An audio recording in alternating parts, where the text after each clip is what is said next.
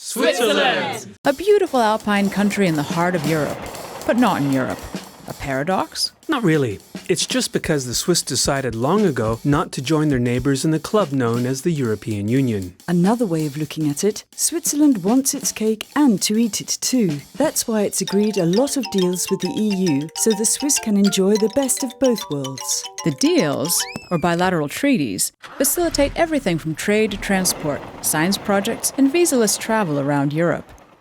But then there's this very Swiss thing called direct democracy that at times can throw a spanner in the works. Let's go back nearly a quarter of a century to look at a key event. That's when the Swiss voted No. to joining the European Economic Area. What's that? The EEA is kind of like the EU, but a little larger, allowing non-EU members to participate in the EU's internal market. But Switzerland didn't want any part of that, so it set off on the bilateral path, wheeling and dealing to create its own special relationship with the European Club. In 1999, it agreed to the free movement of people with the EU. That means the Swiss could join EU citizens in deciding where in Europe they wanted to live and work. Switzerland's borders disappeared. But 15 years later, the Swiss returned to the ballot box, and a majority of them decided this wasn't such a good idea after all. From 2017, the Swiss government should reintroduce quotas on foreign workers.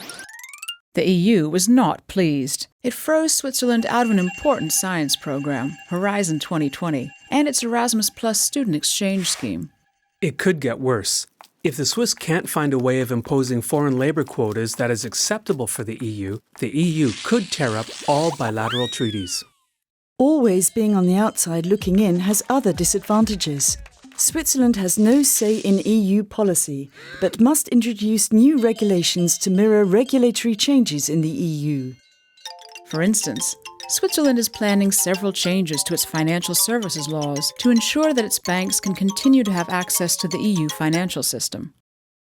It must also keep in lockstep with revisions to the EU energy market in the hope that it can access cheaper electricity from Europe in the future. Switzerland will remain in the heart of Europe, but it will never be at the heart of the European Union with unforeseeable consequences.